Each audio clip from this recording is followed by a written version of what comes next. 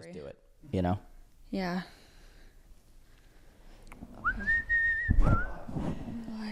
What's up, everybody? Welcome to another episode of Today with Jared James. Today is not just Today with Jared James, it's also Today with Linda James. With Linda at James. the James residence. At the James residence, that's very true. And Teddy James. And Teddy James, which is also there. He's just sitting there staring at you.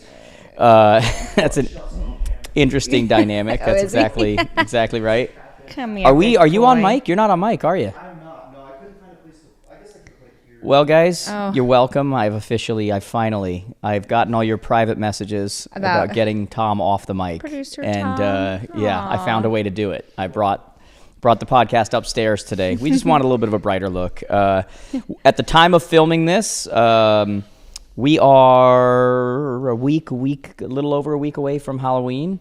Yeah. We have a little Halloween get-together going on tomorrow. We got a lot to talk about today, guys. By the way, we got a lot of business stuff to get into. Mm-hmm. And I hear you have some tough questions to ask, too. So this should be an interesting podcast. Who are you talking to, me? You. Yes. Oh, okay. Well, I can't talk to Tom. Well, I don't know. You're not looking at me. Yeah, So I was yeah. like, who are you talking I can't to? talk to him. But we got a lot to talk about. But let's get the light stuff out of the way first. What's that? We got Halloween plans tomorrow. Oh, we do. Should we tell Well, let's really talk about what's happening before Halloween.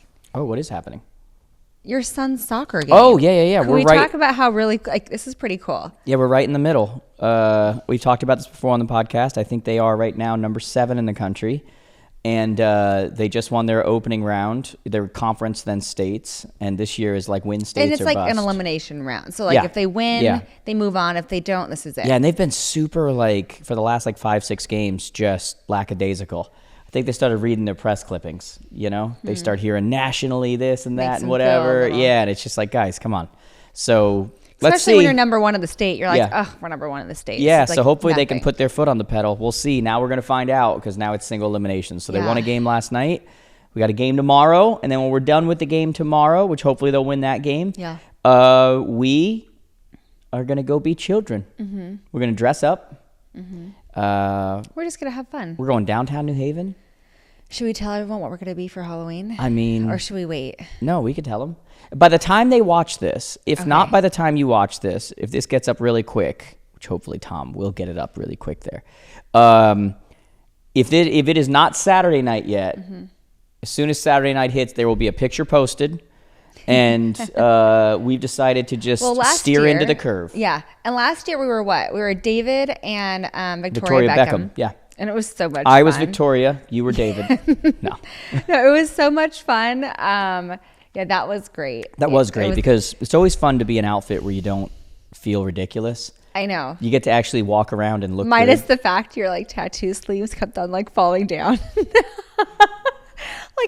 I know, so he was rolling them up, but it was such a cool outfit. We got to take a few photos of people first downtown. off, you say tattoo sleeves. You guys went and got tattoos. We actually before got we tattoos went that day, real. You and Sarah got tattoos. matching tattoos. Yeah. Linda keeps trying to talk me into tattoos. The problem is, guys, tell me in the comments below. Are you guys He's pro? not the commitment type. Are you? Oh, wow. He's not. I mean, are you wearing your type. ring? That's what you want to hear from your He's wife. not wearing his ring. He's That's not right. the commitment type. Ladies, I am available. I That's blame all this I'm on saying. Byron. If you're listening, Okay, Byron, all since your right. last podcast. I do forget to put on the ring a lot. Shame on you. Although I did it the other day, I was in the middle of I was on stage and I was making a point about commitment and I was talking about buyer agency of all things. And I was saying how it's not the contract that binds somebody to you, it's the relationship. And I was like, it's not this that makes me committed to my wife. And I hold my finger out. I'm like, oh yeah, there's nothing there. Like this. Yeah, you can't use that again. Yeah, oops, yeah. Wait a minute. Yeah. So anyway, so you guys though, I've never been super big on tattoos. Having But them. you don't sway one way or the other. You're Well, I've not, come around. I completely used to be against like, it. what are you doing? And in some cases I still see some and go, what are you doing? You've got one you're getting rid of. That was like, what are you doing? But I've come around to the idea that I kind of get it now. But I am very much in each their own. I think it's funny because we got rid of the toys on the ground so that the dog would not grab his toys and bring them to us. And he is found over one. in his bin grabbing a toy. So I've kind of come around to the idea. Nothing says you're boring people on a podcast when your dog gives up and just walks away slowly and goes, I've had enough. I can't take any more. Yeah. So I've come around to the fact that, like, I get it now. Like, I get why people do it. I haven't come around to doing it myself just because I don't like my pants from 2 years ago, let alone a tattoo. Yeah. And, but as you know, my boys have talked about doing something with me, which There's how do you only say no? There's only 2 individuals on this earth that can really tug on his heart, and those are the boys. You don't think you tug on my heart? And me too. Yeah, really? But I feel like whatever they could get into you. I'm a like, different person. Yeah. Yeah. Okay. I'm, you want to get one with me? Okay. I can be a very like tough kind of have the things I think, believe, whatever, stick to what I, whatever. And then I do have a soft spot when it comes to my boys, no doubt about it. Mm-hmm. I would say my boys and you. I'd say, look, I've also talked about potentially getting a tattoo with you as well. He says potentially with me, but he'll say yes for the boys. Potentially. Well, it depends on what it is. Yeah. It's okay. You don't need to get one with me. Yeah. I'll get one regardless. But I would love to get one. You have one with Sarah. You. Let me know when you're ready. You have one with Sarah. Okay. Well, you're getting a little J on your arm. I am. Yeah. You're getting a little J. I mean, right I here. love small, like dainty men tattoos. Wait, don't say dainty men. I'm just That's kidding. That's the joke.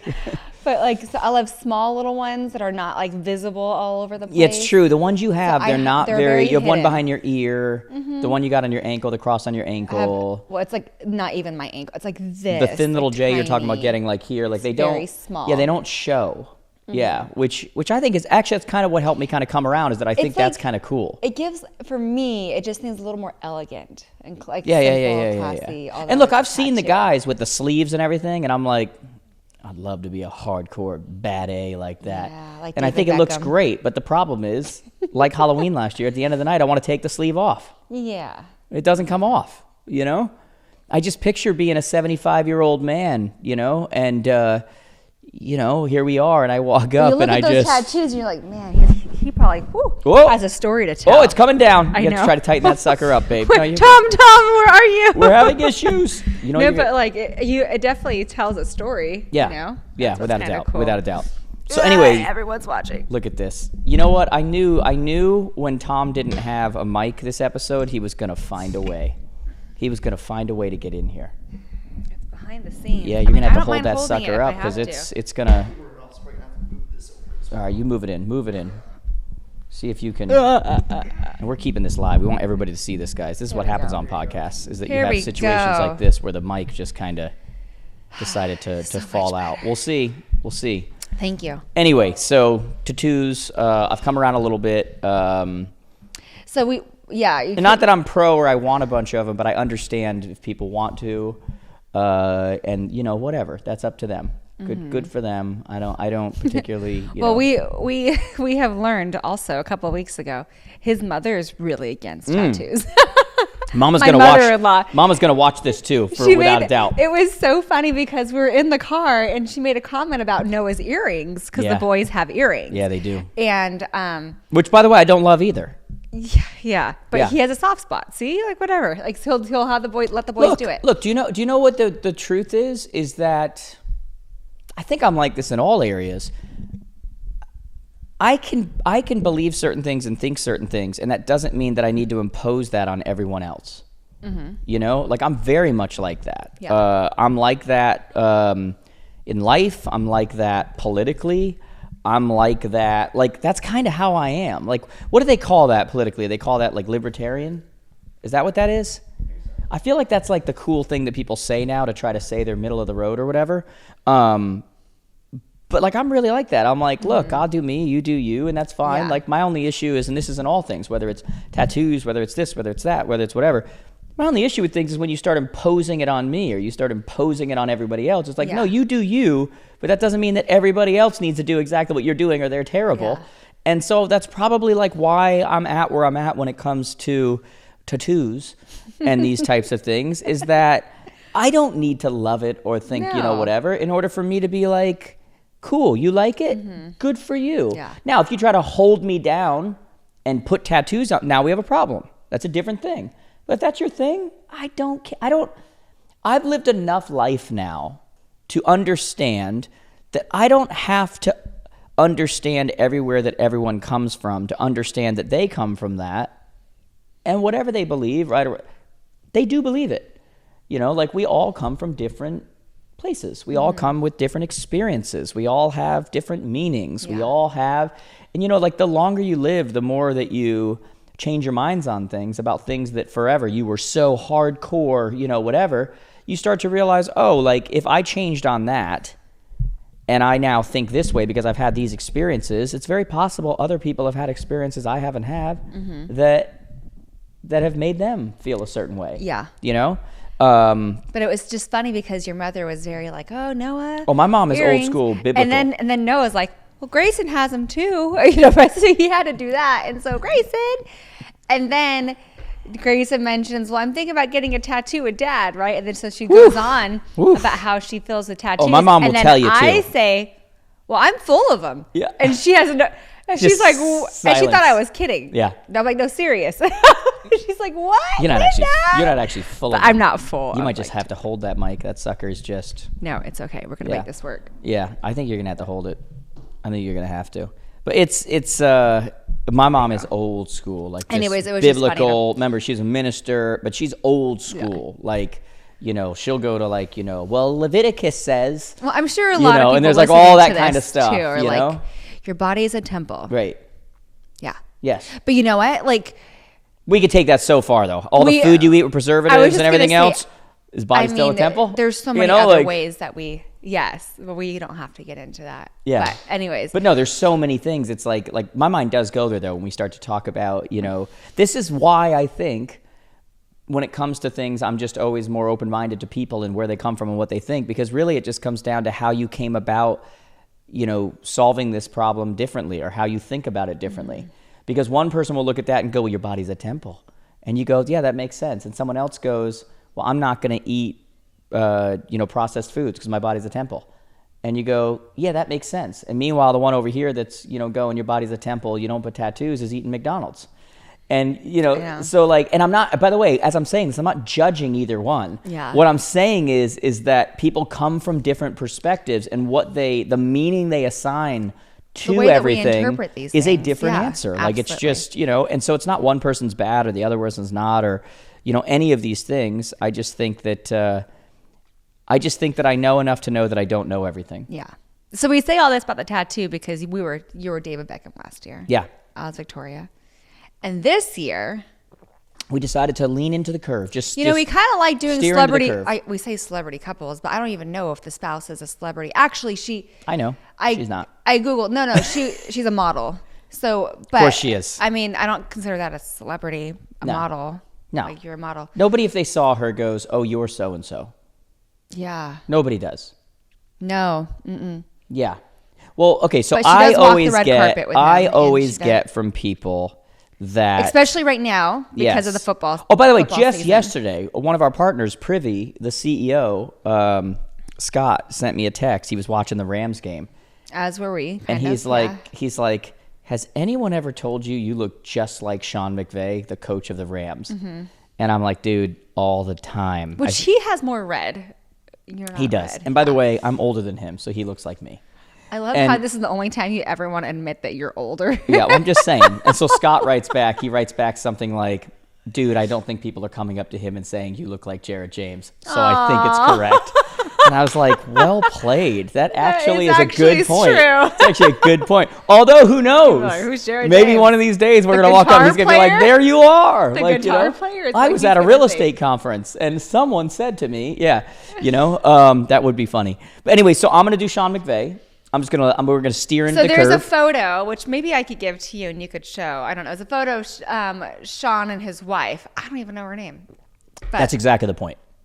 I don't know. She's not a celebrity. And we very much look like that. You know, she's dark haired like me. Oh, did you say skin that and she's a everything. model? And then you just said we look alike? Oh, No, girl. I mean, I'm talking about features, not body type and height and all that. Go, girl. And so, Yes, so because we're gonna Linda is an replicate that. abnormally thick We're going to woman. replicate that like almost to a T. But also, I don't want to be the person that's going out on Halloween Mm-hmm. or party being like, oh, who are you? Oh, I'm Sean McVay's wife.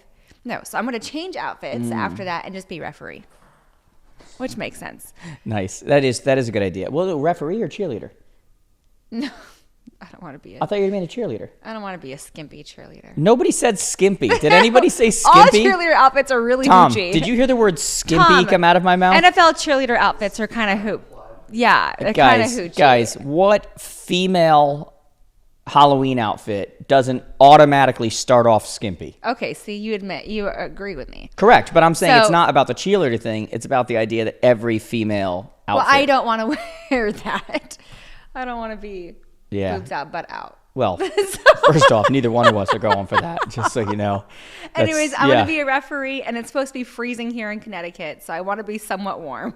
Nice. I'll wear a jacket. That means we have to get into a fight on Halloween. Why? Well, if I'm a head coach and you're a referee, that's what you do. I'll be throwing flags. I'll be throwing flags if your And I'll boobs kick out. you out of the if your game. boobs out, butts out, I'll be throwing the wanna flags. kick you out. And it won't be the replay flag, okay? Anyways, this is probably not what everyone wants to It'll hear be when the flag they on the first play, okay? Get her out of here. Anyways, I think it's going to be great. I think people are going to love it. I'm going to do a side-by-side photo of Sean McVay and his wife. I don't know.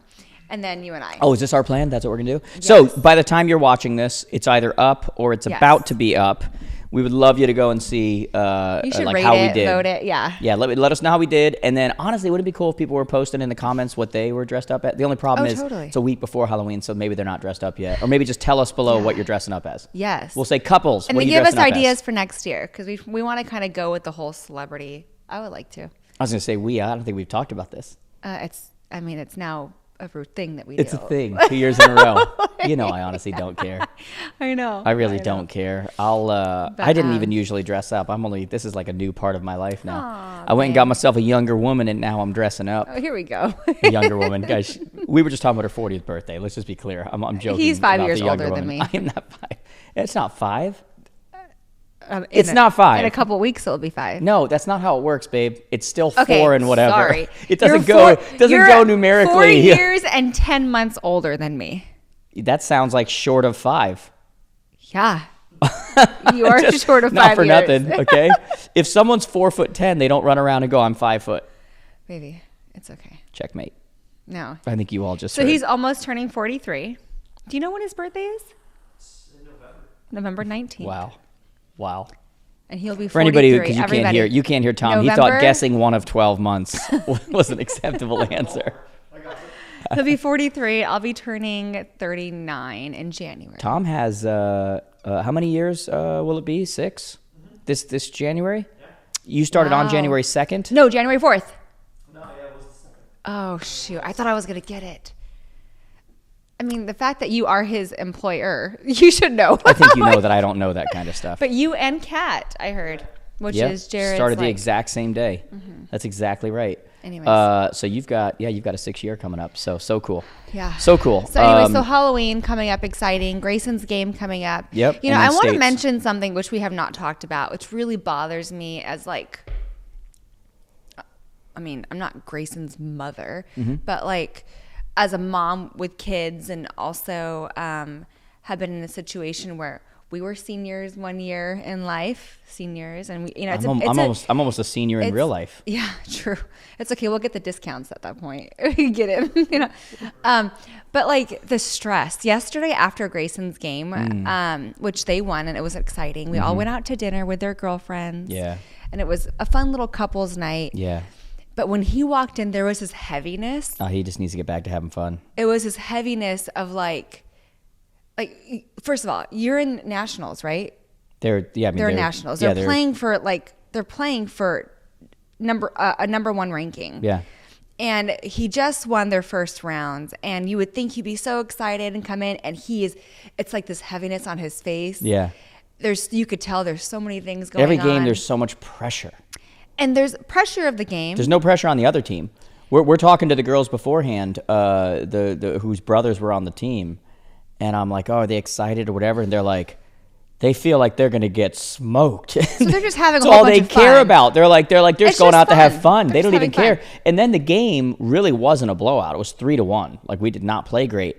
And my younger son's one of his best friends is on that team. He's a defender, and he's texting my son going, I thought it was going to be so much worse. I don't know how we only lost 3-1. Like, I don't know how that wasn't worse, whatever. There's just no pressure on anybody. Yeah. Yeah. But then you think about like everything else in life, which I just forget. Like he's doing testings right now. Did SATs He's thinking yesterday. about like which direction to go. After high school. After high school, Yeah. and there's pressure on what happens if I do this or I don't do this or, Yeah. like there's all of that. There's career and there's jobs. Yeah. There's entering the real world and doing, like, no doubt. there's his relationship with his girlfriend. And so like you think of all that, and I just had this like mom moment of like, or not even mom. I could relate to it. Yeah.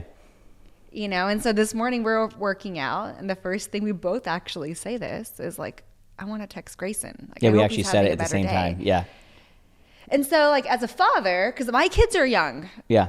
and I'm in a position where like, oh, I cannot wait for them to grow up. I'm excited for them to get up and out. She has a 7-month-old and a 13-month-old.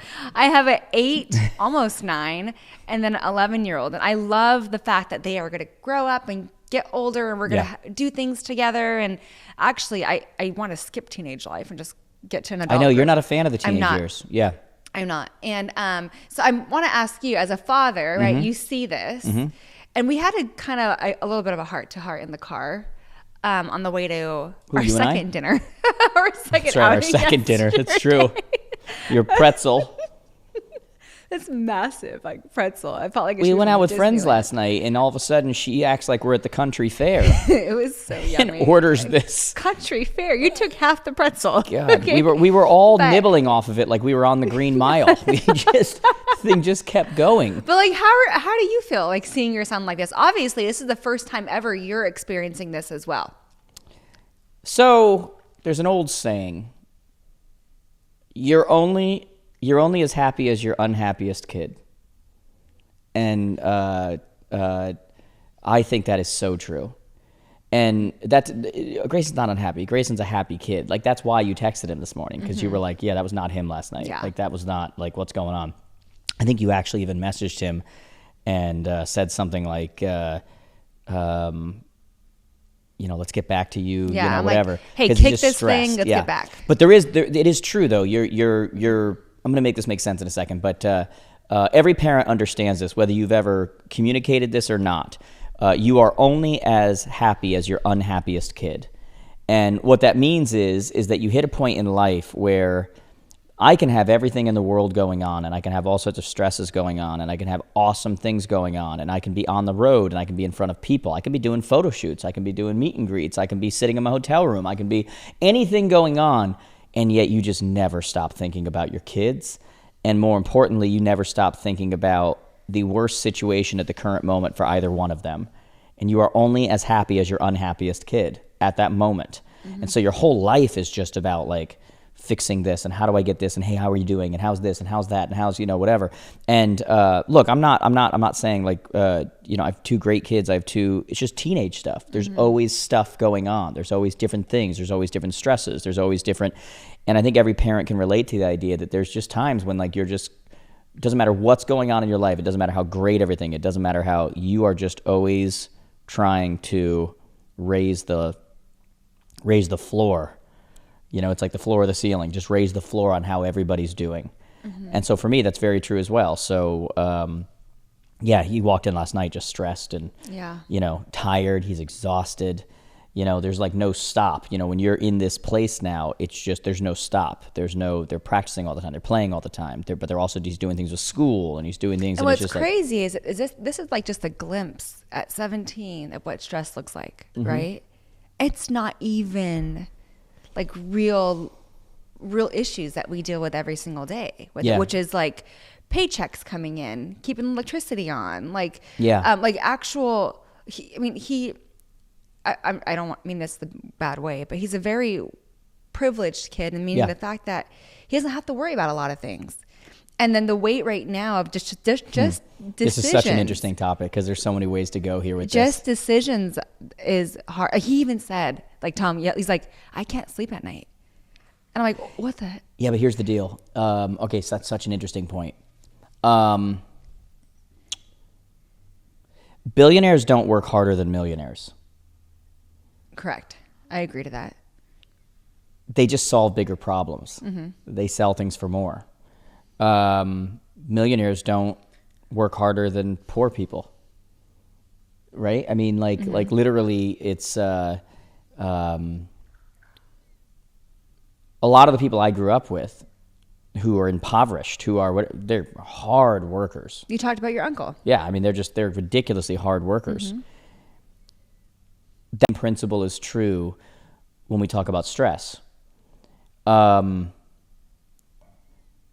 Take this generation who do all of these, riots and all this stuff on college campuses, injustices. And then you take the generation before them where they were actually people who were really fighting against actual racism. Like, you can't drink at the same fountain. You're not equal. Coming back from the Vietnam War, these people aren't equal, whatever. To those people who came back and fought and protested and whatever, and then to the generation that we live in now who have such amazing lives. Like, they live in the greatest country of all time, the most privileges you'd ever have. Like, our idea of poverty compared to what poverty was 100 years ago, like just everything. But to those two segments of people, it's no different. To the way that it works in their brain, it's no different. It's the same. It's the whole in absence of an issue, you create an issue. But that issue is the same to you, whether it's real or whether it's 100 years ago or 50 years ago or 40 years ago when there was like real stuff going on, right? And so I say that to you because from a stress perspective, you say, privileged kids, they don't have to worry about their bills. They walk up to the gas tank and they can fill their car and their tank and they can do these things. But to the human brain, dealing with the stress of a soccer game or dealing with the stress of, what am I going to do in the future and what am I going to do? That brain does not know the difference between that issue in front of you right there and somebody over here trying to supply for their kids. It's the same reaction. And that's why I said billionaires don't work harder than millionaires. They're doing the same thing. It's the same feeling in their body. It's the same reaction in their brain. It's the same thing. Stress is the same thing. Whatever situation you're in, it's all relative. Like, to live as the poorest person among the bottom 1% in America makes you the top 1% in the world. Absolutely, yeah. So you see what I'm saying? It's all relative. So when you have people running around going, screw the 1%, the 1% where? This goes back to the whole tattoos, and this goes back to the whole, your body is a temple. Well, does that mean you don't do tattoos, or does that mean you don't put processed foods? Or does that mean you don't do alcohol? Or does that mean you don't do alcohol to excess? Or does that mean that you're hurting yourself by not going and getting spa treatments and taking care of your body? Or does that mean it's all relative, right? Yeah. And so in the same way, when we start to say, screw the 1%, 1% where? Why'd you create that boundary? You're the 1% in the world. So they're privileged, you're privileged. You were born here and able to do this. Like, you were, And so my point in saying all that is just basically to say that, like, when you talk about whether someone's privileged, not privileged, whatever, when you talk about stress, it's the same. It's Correct. the same thing for your brain, your mind does not know the difference. And so back to the original question about how do I handle that as a father, I actually think it's good. I actually think that, you're here to guide, you're here to check in like we did. But what I won't do is I won't eliminate the stress. You see what I'm saying? I'm not going to put myself in a situation where I become the Ray Donovan, which most of you won't get that example. But it was a show where he just fixes all the problems for everybody in Hollywood, behind the scenes. I will not become the Ray Donovan of my children. Meaning, and honestly, I don't think you could, even if you wanted to. Yeah, but it's okay. So there's certain things where you can, and you have to ask yourself: is this an example of provision, like providing? So take provision, right? Provision is like providing for the vision. That's what provision, really would be. You have to ask yourself as a parent, like, is this a place where I'm supposed to provide as a parent, or is this a place that if I provide, I'm stealing from them as a parent their ability to learn how to provide for themselves? And so when we talk about stress and all those different things, they need to go through that stuff. They need to feel it. They need to have sleepless nights. They need to know what that feels like. And then they need to figure out how to get around it, figure out what that looks like, figure out how to deal with that, figure out in whatever level they're at. You know, some people would hear that and go, you're stressed because of school and relationships and soccer and what do you do next with your life? Great. You might have a different set of issues. But to somebody in that place, to their mind, it's just the same. And learning the tools to overcome that are no different. So you have to respect that. You have to allow them to do that. And you have to kind of walk the line between doing what you're supposed to do as a provider, but also not providing so much that you take away their ability to learn. It's like teach somebody to fish or give them fish. Yeah. You know, it's like there's a certain part of your life where you're supposed to give fish. You know, like, you know, when a kid is 8 months old, you're not teaching them to fish. You understand? But there's a point where, and this is where a lot of parents miss it, they keep giving fish just because they can. And it's like, yeah, now you're raising a bad adult now, because they're just going to keep coming back to the fish factory. You're just enabling, Yeah, like they're going to keep coming back to the fish factory. At some point, they got to learn to fish. And that's really the balance that I'm in now with the kids, because they're older now. They're getting older. So you're in a position where you're still watching, like you're surveilling and you're watching the fishing happening, right? And if he casts in the wrong direction and you're going to coach them on like, hey, this is what I would do different, not necessarily cast it for them. Correct. Constantly. Look what just happened. And so, what was that? Look what just happened. They wanted to go to a concert on a school night. It's a great example, though. They wanted to go to a concert on a school night. And I'm like, they're at the age now where I'm not one of these, you don't say no to people. They shouldn't learn no. I think that's utter bullcrap. But they do hit an age where they have to learn to make decisions, learn to fish. And so normally I would have been like, you're not going out on a school night to a concert. You're going to be exhausted. But now they're at the point where I go, hey guys, I don't think it's a great idea. You are going to be exhausted. Like you're going to be, they're like, no, I think whatever. I'm like, guys, I'm going to tell you one more time, I think it's a bad idea, but I'm telling you right now that you're going to face the consequences if you do, and I'm not saving you from those consequences. And then what happens? They go to the concert. They get home super late. The next morning, Noah walks into my room. The moment I hear my door open, I literally go, don't even try. There is no chance. Dad, I'm just tired. And I said, That's Noah, Noah, I told you beforehand, you're going to be exhausted. You should not go to this concert. You made the decision to go. Now you can face the consequences. You're exhausted, you're whatever. Can I just miss the first? No. Get ready, go to school. And he was ticked. He was consequences. Yeah. Make your decision. Face the consequence. I told you beforehand. There's going to be no budge. So like there's places where like we talked about, look, with my kids, I have like a real soft spot and I can whatever. But then there's places where like I'm not going to enable. I was very clear with you. Like this is how this is going to work. So once that happens, if you back off from that now, you've now taught them that your word means nothing, that you will break. Yeah. You know, and that's not good either. I need them to know that when I say something, I mean it. You know, like that's that, you know, and that doesn't mean just so I'm clear, there's some things you say that you bend off of because you have new information, you know, or you don't also want to be like some like John Wayne, like, you know, I'm the dad and that's that. Like, look, we're open to, there's more information I'm not aware of. Maybe there's more, you know, I'm not hard-headed or whatever. But then there's things like that where it's like, no, consequence. You made your choice. Now face the consequence.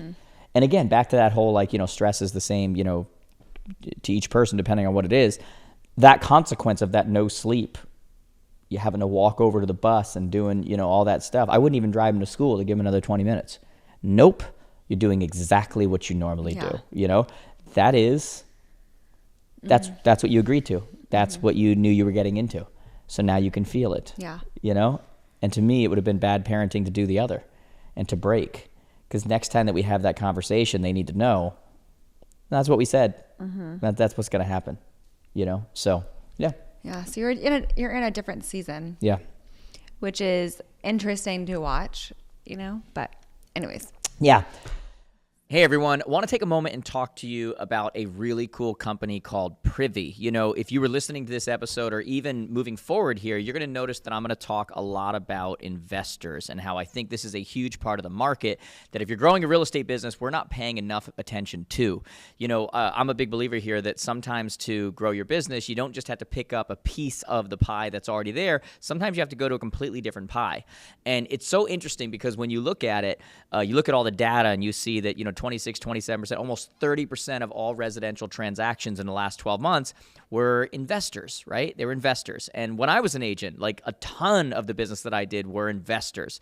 And so a lot of you hear that and you're like, oh, it's institutional investors. Institutional investors only make up about less than 3% of the overall market. And that's actually going down for the first time in years, which means that we have this huge number of people who are buying and selling properties all of the time, right under our nose, thousands of transactions. They're going to happen regardless. The only question is, are they happening with you? And that's the key thing that I want you to understand. And so when you look at Privy and what they do, they make you the go-to person to work with when it comes to finding investments, when it comes to finding out what a good deal is, when it comes to finding out what the right neighborhoods are, what the wrong neighborhoods are, what previous people had did, all at the touch of a button, right? And so all of a sudden, it's funny, I look at their stuff and I'm like, I worked with all these investors when I was selling real estate, and I'm like, how did I do this without this kind of a tool?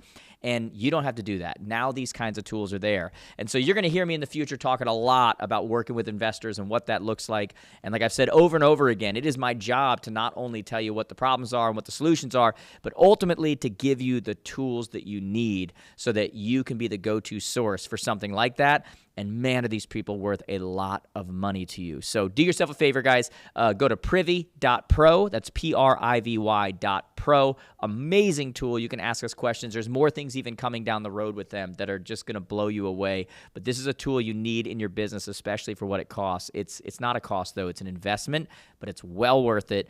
Let's start getting those investors. So, shall we get into? I think people want to hear real estate and not really get into real estate stuff, everybody. It's so exciting. Yeah. There is so much going on. So much, my God. And it's convention season, so everyone's flying from one place to the other place. I'm just happy to be home. They seem to all be in Vegas. Yeah. I know. I'm so happy to be home. I'm in the middle right now of just like flying from place to place to place to place, and you just get like.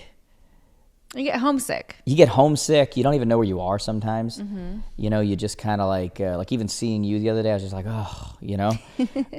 just laying in the bed. Like we've laid in the bed later the last couple of days than we would normally do. Just because I just need to just feel this for a second. Yeah. And like, I know people don't understand that, but it's just like, it's like recharging your battery. It's like, sometimes you just got to lay in bed. Like for me, it's like, look, I go all the time, and it's like, oh my God, I just need to just chill, Yeah. Otherwise, you're no good to anybody, So we're in the middle of that season, but there's so much going on right now. I mean, you had there's a big debate right now in the industry about clear cooperation.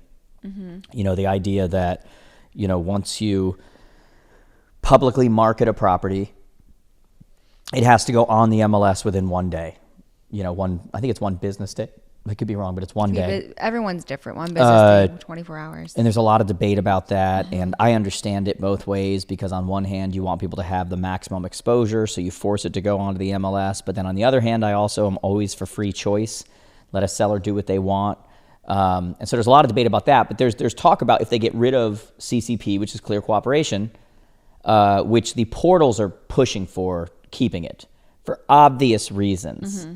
It's never the reason they say, it's for the consumer. No, it's because if people aren't forced to put things on the MLS, that's where you're getting your feed from.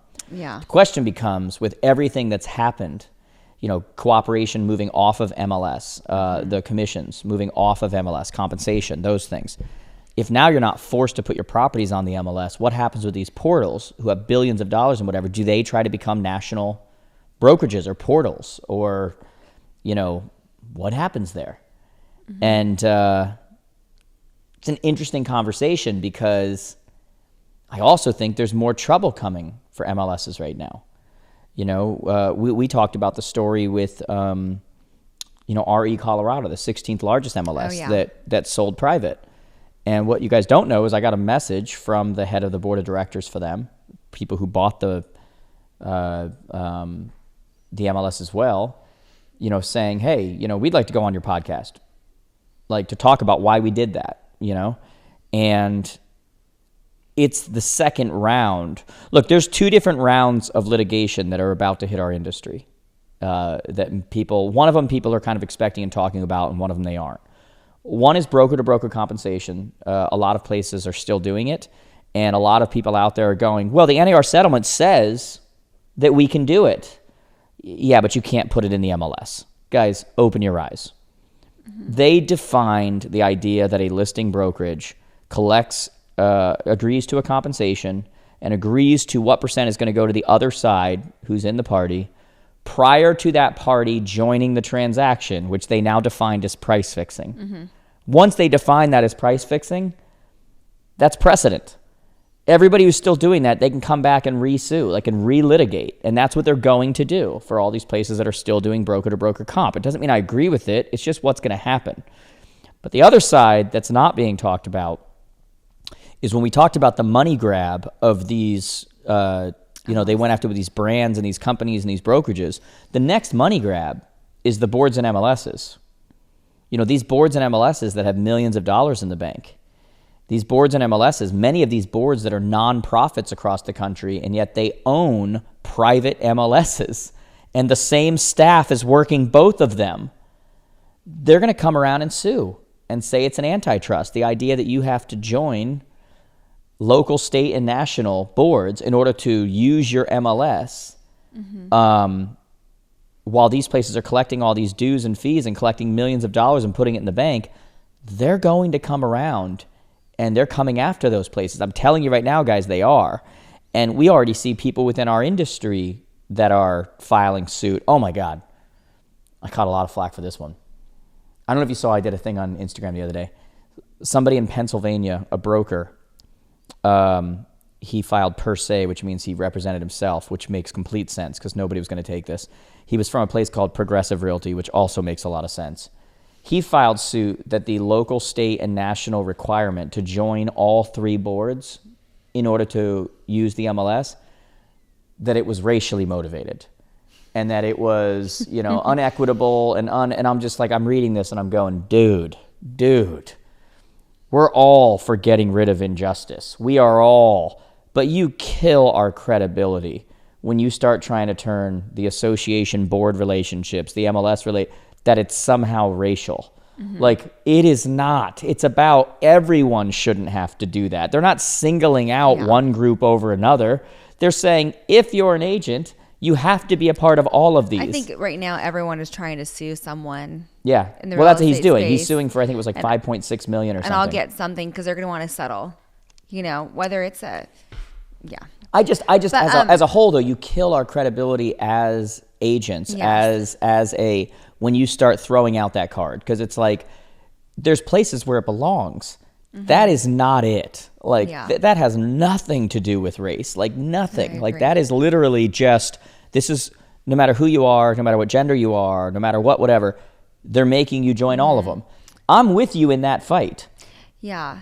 It's going to be very interesting to see how that rolls out because not all associations operate that way, right? So, but I'm curious to why some associations have chosen to operate in the fact that, hey, you have to be a realtor and you have to be a part of NAR in order to join. Yeah. Well, that's the whole point of an antitrust. I know in Fresno it's not like that. Yeah. You have 2 different statuses. You don't want to be a realtor or join as a realtor, great. You don't get the benefits of this. Yeah. But I'm so curious to why some associations have operated that way. Yeah. And others obviously have chosen not to.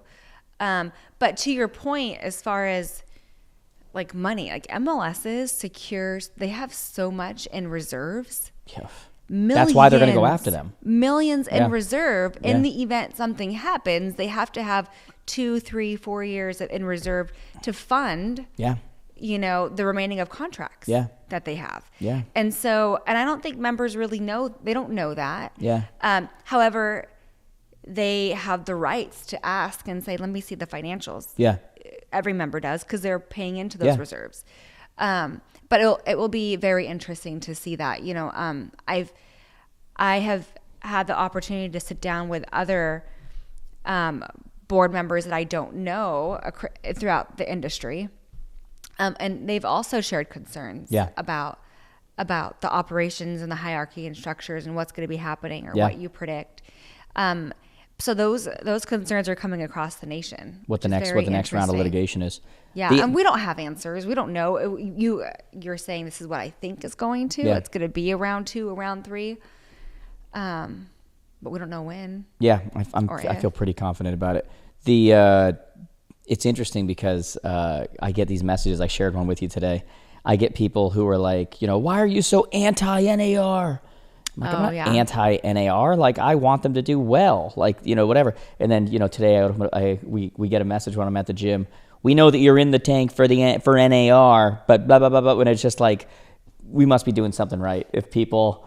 It's like being a political pundit and like the right and the left hate you. Yeah. I love the fact that some people think that I hate NAR. Some people think I love NAR. But I think I can share this publicly. The other day I'm getting ready. I'm on the road and I get a text from Kevin Sears, NAR president. Mm-hmm. And this will be cool. I think a lot of you will be happy to hear this. He's been kind of sitting back and not able to say a whole lot and he just tells me the DOJ is watching everything we do. They watched my interview I did with you. And they're bringing it up when we're meeting with them. And he's like, I have so much to say, but I can't right now. Mm-hmm. I can't, because they're meeting with the DOJ on October 31st. And I think it's their final meeting. Hopefully he dresses up. Yeah. Dresses up. Oh, you mean like Halloween? Yeah. I'm like, is he known as a bum? Is he known as he shows up at places in sweats? What do you mean he dresses up? Have a little fun when you're going to talk a little bit of political. Oh my God. Can you imagine? God. Anyways. Yeah. Maybe not. Yeah. So they have a meeting. He has a meeting directly with the DOJ, the Department of Justice, on October 31st. And he's like, I want to come on your podcast after that, so I can say everything I want to say. I just can't right now. And I was like, well that sounds like a great idea. Let's hope NAR gets something out before, though, if you think about it. Because, as far as getting things out to members. Yeah, but there's a lot they can't say right now. After the 31st. Yes. Let's make sure you advise your members first before the press does. Well, this won't be a press thing. This will be like him actually just saying like what's been happening and what's been going on. So that'll be a good thing. Oh, that wasn't my only touch with the DOJ this week. I was going to see if you're going to go that way. I don't know. I know you're not going to say what you want to say, probably. Actually, you shouldn't. Oh. I would. Are we talking about the same thing? Yes. Okay, so someone reported me. You guys ready for this one? I don't even think you know this, Tom. Oh, yeah. No? Oh yes, some agent reported me to the DOJ, the North Carolina DOJ. I blame this on Byron because I am out publicly bragging about my son making hundreds of calls to the do not call list directly, which never happened. Which is not allowed, guys. You're not allowed to call the do not call list. I think we all know that. Like, that's pretty duh, My son did an internship. We did a whole podcast. You can go listen to it and see everything that's on there. Yeah. Yes, he was making hundreds of calls a day to the team's leads. People who filled out forms from Realtor.com, from Zillow, from Google that said, please have somebody reach out to me. Please have whatever. We never once said that he was calling the do not call list. He was cold calling the do not call list. So I get a formal complaint from the North Carolina Real Estate Commission. The North Carolina DOJ, the Department of Justice, reaches out to me, that you've had this complaint, you've had this whatever. And I just basically write him back and I'm like, yeah, that's ridiculous. First off, the onus is on him to prove that what he's saying is true, not the other way around. Yeah. If he's saying that I said it in a video, have him send you the video. I never once said he was calling do not call people, do not call the do not call list. It's right there for you. And they were like, well, then why would he make this whatever? And I said, I have a lot of followers. Some of them love me. Some of them hate me. I think we know where this guy falls. Some people have no life. I think we know where this guy falls. And so I send this. One thing we know is that he does listen to podcasts. So, yeah. Yeah, and what I want to do, I'm very close to publicly outing this guy. I'm going to go Dave Portnoy style. And I'm going to publicly show his information and show everything. And then I'm going to show a Zillow profile, and I'm going to say maybe if you spent more time building your own business, you'd have more than 0 reviews. Okay? Like, give me a freaking break. So anyway, it's just funny how some people just have no lives. Like, it's crazy how they take an example of a kid who's actually out there trying to make something of himself. He's overcoming rejection and all these things and doing things that professionals won't do, making hundreds of calls, creating appointments, and they go, he's teaching his groups of people to, which is unlawful. It's illegal to call the do not call list. Never said that. Yeah. Never said that, dude. Get a life. And quite honestly, he wasn't interning with you either. Yeah. Not like he was calling your list. Yeah, but his whole thing is that I'm saying publicly to our people. That you're coaching. That we're coaching people to call the do not call list. And I said to the DOJ lady too, I said, number one, that's not only just, not allowed.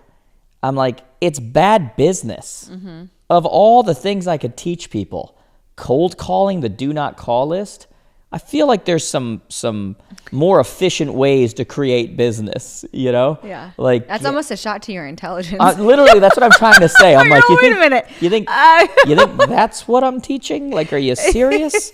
And you just want to go. It's so funny because like the more like followers we've gained and the more whatever, you just realize it's almost like I said to our team when we were at the advance. I'm like, guys, just so you know, more than 1 out of 1,000 people are bat crap crazy. Like, just in real life, they're bat crap crazy. Which means at our conference right now, there's at least 1 or 2 people that are bat crap crazy. We need to go into here knowing that. Mm-hmm. You're going to get some weirdos. You're going to get some, that's what comes with scale. So anyway, this was interesting. It's just funny. And I'm almost thinking of going Dave Portnoy style and just publicly, hey, if you're going to try to do that behind the scenes, I'm going to out you. And I'm going to say, here this person is, this is who's doing that. This person has no life. This person has no, first they went to the Department of Justice, and the Department of Justice was like, we have no. No, North Carolina said, hey, he's not in our jurisdiction because he doesn't do business in North Carolina. Well, no, this is what I'm saying. The DOJ, they first went to the DOJ, and the DOJ said, we don't have any jurisdiction, plus that's a real estate, whatever. So then they went to the North Carolina Real Estate Commission, and they kicked it to the Real Estate Commission. And the Real Estate Commission was like, he doesn't practice here. There's nothing we can do. That's really a Department of Justice thing. They kicked it back to the Department of Justice. And then that's when the Department of Justice reached out to me with the formal complaint and all these different, pages of stuff and, blah, blah, blah, blah, blah, blah, blah. And I'm just like, this dude went back and forth, filled out all this stuff, did for what? Get a freaking life, dude. Like, literally get a life, But I guess that's what comes with, scale, like you said. That's what comes with scale. You just get. Hey, what do you say about good marketing? What? Great marketing doesn't just attract the right people; it repels the wrong ones. Is that what you're talking about? Uh-huh. Yeah. So get a freaking life, dude. Like that's how I feel about it. Yeah. Poor Grayson, when we told him, he's like, uh-oh. Was my name on it? Like, I already had yeah, your name was on it. He's like, oh. I'm already stressed. Yeah, I know. Maybe I shouldn't get into real estate. God. Anyway. What else is going on? We just saw a recent poll said that 29% of people are going to wait till after the election to decide whether to buy. And that's interesting because I made a comment on one of my reels that I thought was really important, which is like this whole idea right now of like waiting for this or waiting for that or what's going to happen with rates or what's going to happen with, whatever. Like you have to remember that like there is a difference between investing and gambling. And real estate is an investment that is long-term. If you're trying to time the market perfectly, when it's at its high, when it's at its low, when rates are here, when rates are there, when whatever, that's not investing, that's gambling. Someone said, well, when's the right time to buy then? When you're ready, and not until then. If you're ready now, buy now. If you're not ready till after the election, buy after the election. But if you're waiting till after the election because you think that changes something, if you're waiting until after the election because you think rates are going to come down, you have to remind yourself that if rates come down, what does that do to all the people who are on the sidelines just like you? It makes them all jump in the pool. What does that do to prices? Now you're in more multiple offer situations. Now your prices go up. And what I do know is that if you buy now and rates go down, you can refinance that rate. You can't do a clawback on where prices used to be. And so when someone says, when's the right time? It's like saying, what's the right CRM? It's like, well, the one you'll use. Like, that's what matters, right? It's the same thing. It's like, well, when's the right time to buy? The right time to buy is when you're ready. It's buying a home is not gambling. It's an investment, which means over the course of time, when you actually break it down, it's not going to matter whether you bought here or here, because that time frame over the course of time is such a short blip, you know? And so I think that we need to get back to people remembering that, like, buying a home is not something you time the market perfectly. It's not, that's gambling. And right now, you know, you have inventory that is slowly like climbing. Yeah. So you have more opportunities right now to own a home. That's it. You don't want to be with everyone else trying to, you know, overbid. That's exactly on it. housing either. And so, yeah. That's it, you know? And right now, sellers, because properties are kind of staying on a little longer, sellers are willing to negotiate and do. What's going on over here? But then I got like a white thing hanging off that I can't see, but I can see it in the corner of my eye, and it's driving me insane right now. He said, what's going on over here? Way to bring attention to it. I'm trying. I don't know what's going on here. But sellers are willing to, like, we'll negotiate. Potentially, And, depending on the area. Every area is different. Right now, just because things are kind of staying on a little longer. Some days places. on market in Some some places, areas. Yeah, everybody listening, we know your local market's different. Like yes, everyone's, yeah. but it doesn't. The greater point is not lost though. The right time is when you're ready. That's it. You know, I bought a crap ton of stock yesterday. Okay, you don't know how much yet, but I trust you. Exactly. I bought a good amount of stock. Now, how long did I stay out of the market? I sold a good amount of our stock a few months ago, and it's killed me being out because I love that adrenaline of like what's happening with them and everything. I'm not talking about guys like retirement or whatever. I'm talking about we have a kind of a fun fund, which has a good amount of money in it, but it's just I do it myself, okay? And I watch what's happening, and I watch these different stocks, and I wait for them to get to certain places, and I buy, and then I wait for them to get certain places, and I sell, and then I, you know, whatever. And we sold at a very good time a few months ago, if you remember.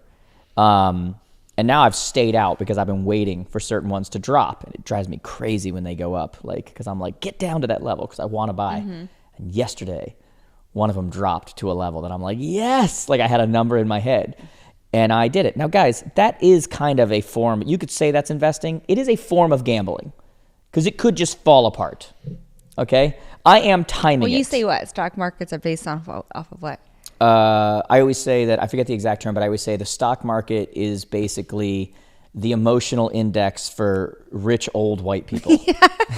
It's gambling. it's like how do rich old white people feel, you know? And Today. it's like, and it's just, it's unfortunate, but it's just true. Like it's an emotional index. Like it very little of the time has much to do with the numbers of like, you know, what's actually happening with a stock and where is it actually performing. Sometimes it does. There'll be numbers that come out and they'll react for that day.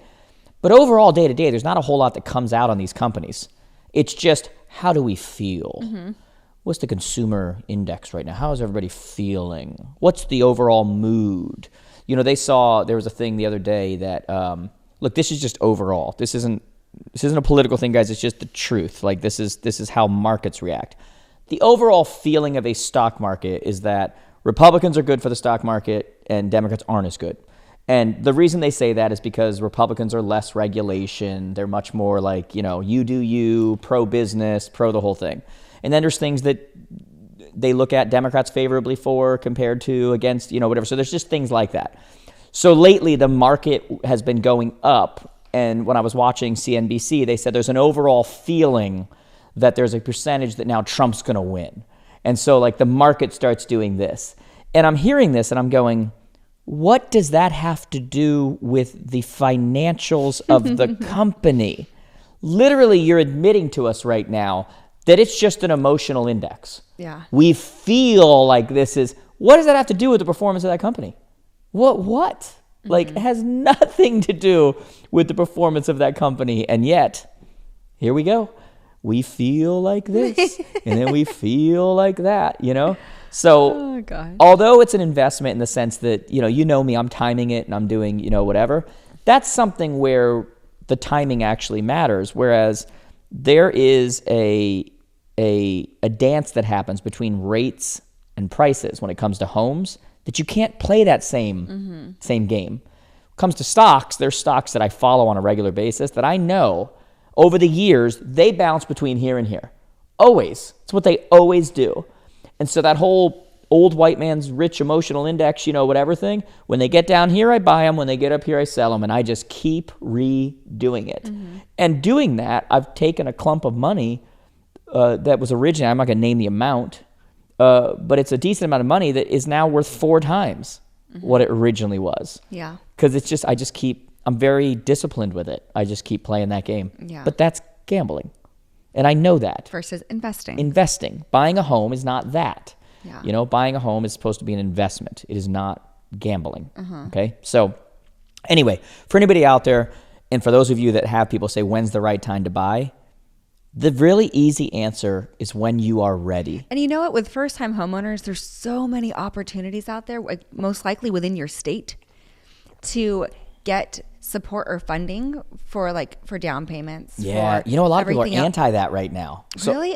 So I put out a thing on that, and everybody started responding, and they're like, because most of these first-time homebuyer programs and these down payment assistance and everything, they end up because you have to pay them back.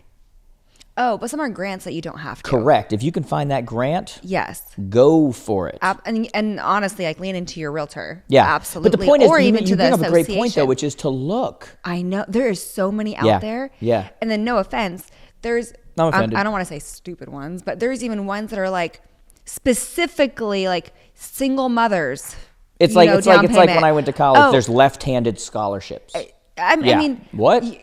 There's so many out there based on age brackets, gender, single moms, whatever it is. Whatever it is, yeah. I mean, you could lean into that, absolutely. And so ask your realtors about that. What was the thing you always hate? What?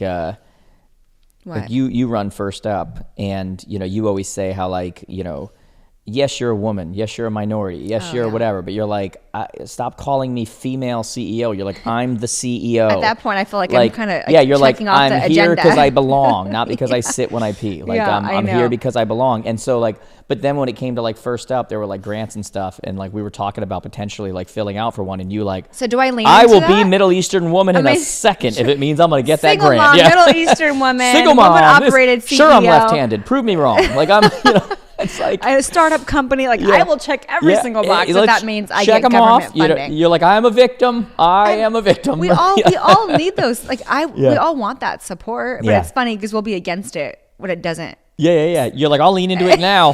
Sure, Yeah. Well, that happened during COVID, right? Oh, It was funny because COVID, you had all the PPP and all this other kind of stuff, and as terrible as it is, COVID was not bad for our business, for my business. And by the way, COVID had been being great for the real estate business as far as everybody was busier than ever, prices skyrocketing and whatever. But it wasn't bad for my business. People were oh, but live events went away. Live events, guys, I know that's everybody thinks of me or whatever. It's the smallest part of our business. Yeah. And so all of a sudden I'm doing a lot of virtual. I'm doing 8 Zooms a day in 4 different countries, getting paid for all of them. Let's go. My following went through the roof. My video views went through the roof. Our database went, I was this is great. And then the government came around and they were if you kept your employees employed, you are now eligible for this amount of money. And I'm Jiminy Cricket, sign me up. Let's go, yes, we're going to keep them employed. Yes, And so the point is, though, from a first-time home buyer or whatever your thing is, you got to look. It's a great point. You got to tell your people to look. There's so many things available you don't even realize are there. And it's not a matter of, I don't need it. Look, we're all paying plenty of taxes. You might as well take advantage of where you can and get that money back and use it in opportunities where you can. When you say taxes, when you when you claim taxes, you obviously claim that you purchased a home. Yeah. You're a single mom. Yeah. All this other stuff. So why not do it? But I'm saying if throughout there's a the year grant and available for to you, it? take it. That was how I Absolutely. justified like the PPP and stuff. Is that I'm like, this was actually good for our business. But then I looked at all the qualifications and I'm like, we qualify. And I'm like, you know what? I have paid enough taxes over the years that I did not see a benefit from. Yeah. They wasted plenty of my money. If this means that I can get a little comeback here and I can get a little good by me. To go a little further, and I've never sold real estate, but how amazing would it be if I put a packet together for a first-time homeowner that I know that I'm going to meet or potentially do business with, and give them the opportunities of like, you know, if you do go forward with me and we do sign this buyer agency agreement, a relationship, these are the opportunities here that we could actually go after. Yeah. These grants here that would assist you. Anyways, even I know California Association of Realtors has funding specifically set aside for first-time homeowners also. Yeah. So you could go to your state association for funding as a realtor. Yeah. And so I don't think agents know this though. Yeah. And so yeah, it's definitely anyways, something we need to be more aware of. And it's also a great pull. Like when you can use it as a pull to buyers and such to be able to say, hey, reach out to me, find out about how you could potentially be getting up to $30,000 with the purchase of your home. And now that's used as bait That you that don't like have to pay back. They come to you to figure out if they're qualified. And then whether Yes. they're qualified or not qualified, you're getting an at bat. Absolutely. You can use that as an ad you put out. You can use that as content that you put out. Hey, if you know anybody who's buying a home right now, reach out to me to figure out how you can get up to. Find out what the amount is in your area. You're not saying they're qualified, not qualified. They got to talk to you to figure it out. But the point is, once they talk to you, whether they're qualified or not, you're now getting an at-bat. So you got to use these things to your advantage. This is how you create. It's another way you create visibility. And again, it's another way you create at-bats. You create shots taken. You got to be able to get in front of people and have a chance. And this is one of those things that can pull people in. Yeah. So absolutely. What else did you want to talk about? You had some stuff you wanted to talk about. There's just so you know, guys, there's so many things going on right now. I'm covering a lot of them. If you guys aren't following online, Instagram, Facebook, TikTok, all these different places, just go to connectwithjared.com. I cover a lot of these things that are happening in the industry, as well as doing training videos and that kind of stuff. I've got some more I'm going to do today, actually, some content I'm going to shoot. But we're just out of time right now. There's just so much going on. I know there Constant stuff going on. So I'm going to mention something. I don't have exact verbiage of this, but because everyone is most likely going to be getting dues for their their realtor dues are coming up, right? So, which are probably due beginning of January into February. Yeah. Typically they send them out soon. But I was online just kind of like reading the dues because we were told, correct me if I'm wrong, NAR is not raising their fees this coming year. That's what they told us, yep. Okay. And so I was just reading into detail on that. And I did not know this. And I remember I obviously ran, or for those that don't know, I was an MLS executive for almost 10 years. And I did not know this, but NAR actually waives realtor dues for active military individuals and their spouses. But the only way they waive it is if you reach out to them and say, hey, I'm an active military, I'm a spouse of one, and they waive all those dues. And on top of that, some associations, almost majority, so now we're talking local associations that you join. So you have national associations, you have local, and you have MLS dues. Actually, it's national. I'm going to take a picture with the dog laying next to you. You have national, state, local, and MLS dues. And some of them, even on a state and local, will waive it completely. And so I say this because this year, 2025, is the last year they're doing this, which is also interesting. Yeah. So NAR, number one, is not going to raise dues. Number two, they're going to take away the waiver after this year.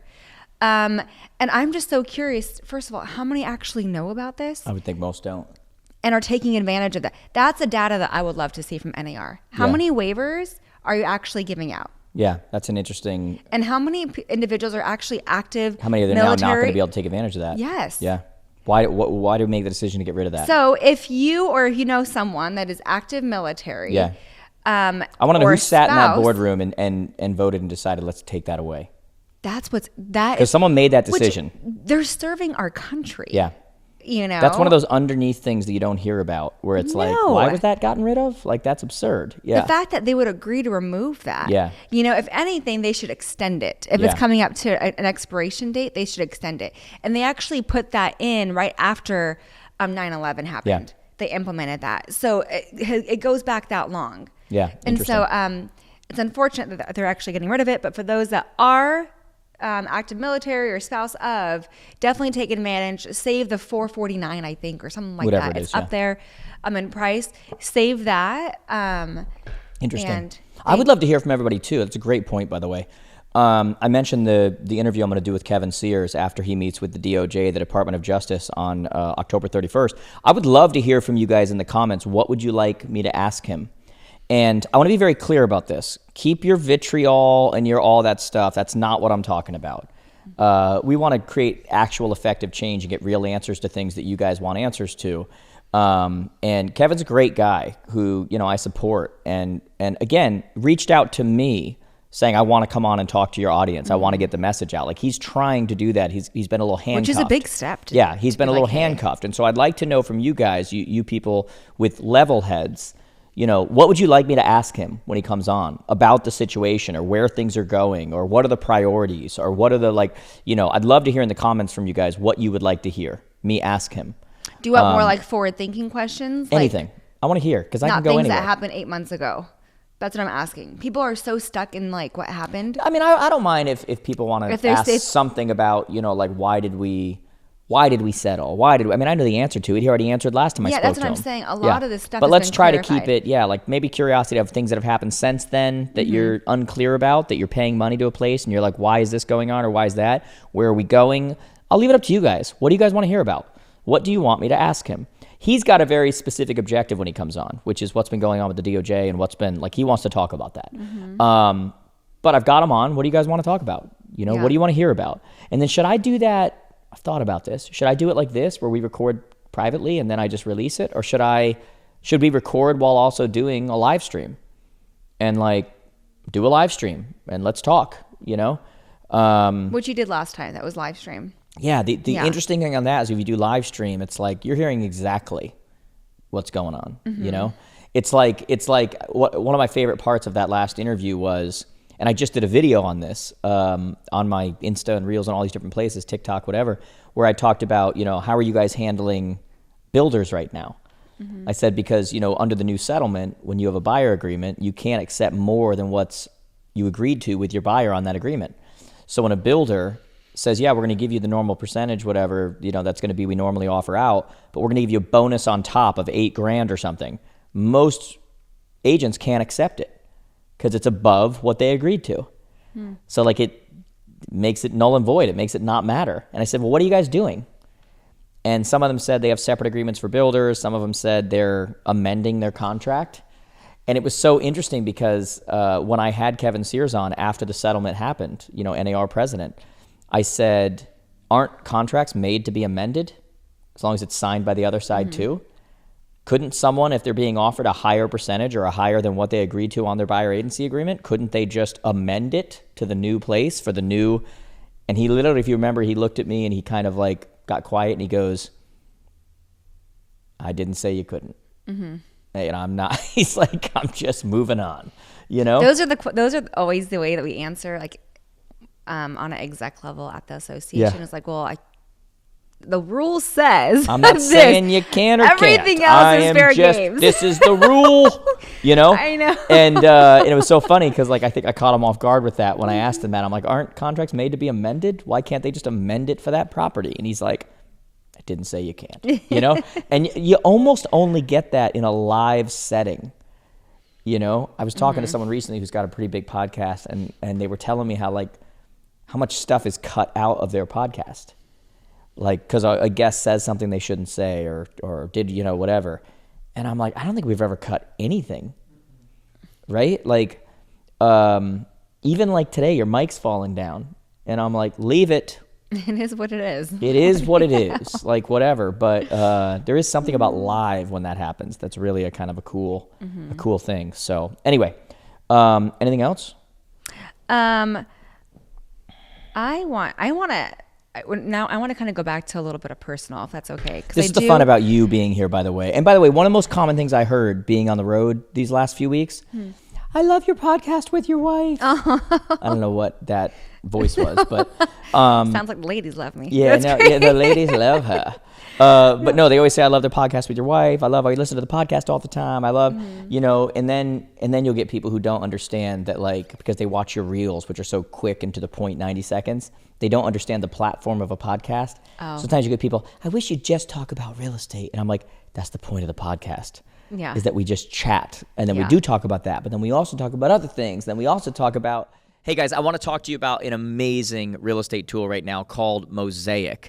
You know, if you want to take your people off of the portals where they're all hanging out and whatever and into your ecosystem, this is the tool that does that. You know, this is a beginning to end, not a CR, it's not another CRM, it doesn't replace that, but it's a beginning to end system that really looks at the lifetime value of your client and looks at every part of that process and takes care of all of it in a way that's completely transparent. So yes, they've got search, they've got transaction coordination, they've got, even for us when we do things like we teach our students the Core 100, they've got the ability to put those people in there, track what's happening, do all of that in an amazing way.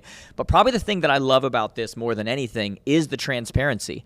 You know, in an industry that keeps talking about transparency, and usually when you hear something over and over again, it means that it's not being done at all. This is actually a transparent tool. This is the first tool that I've seen that actually brings the consumer into the transaction. And I think that is the next level of where we are going within this industry. You know, you hear from so many buyers and sellers that, oh, my agent didn't do anything, or I feel like they're not, and there's not this communication going on. This is the first tool I've seen, almost like the early days of .loop where you had that collaboration, but it was just for the document and the signature. They can do that with the transaction now, not only with the clients, but with the vendors, whoever it is, in an amazing way where they can see every step of what's going on. You can write notes to them back and forth. They can see every part of the paperwork and everything and the way that you decide to show it. It's really the next level of what we need to be doing from a consumer experience perspective so they know what's happening. And more importantly, we drive that lifetime value back to you. So if you haven't yet, guys, this is a tool you're going to hear over and over again. You're going to hear me talk about it because, I really think it's my role to not just, define what the problems or solutions are, but provide the tools that will actually get you there. And while so many tools right now are just check the box and just say you have them, this is one yourself, your team, your brokerage. If you're not on it yet, you need to be. This is not the last you're going to hear about this. They're going to grow astronomically, and this is something you need to get on board with if you're going to operate. If you're going to be one of those people that really overcomes and is that top producer in your area, you've got to have the right tools in place, and Mosaik is one of those right now. So do yourself a favor. Go check out mosaik.io, mosaik.io. Again, mosaik.io. You won't regret it, guys. Send us questions if you do, but this is one of those ones that you're going to look back on and remember, amazing tool. It's long form content. I love just asking you things. Like, I obviously love real estate. We're in the same industry. Been in it for years. But I love doing stuff like this where we're in the house. Yeah. We give them insight to our lifestyle. Yeah. But this also allows me to get to know you a little more. I was going to say, people don't understand. You do this off camera. Yeah. Yeah. She does, guys, it's no joke. Questions. Literally the number of time I say to her, babe, save it for the podcast.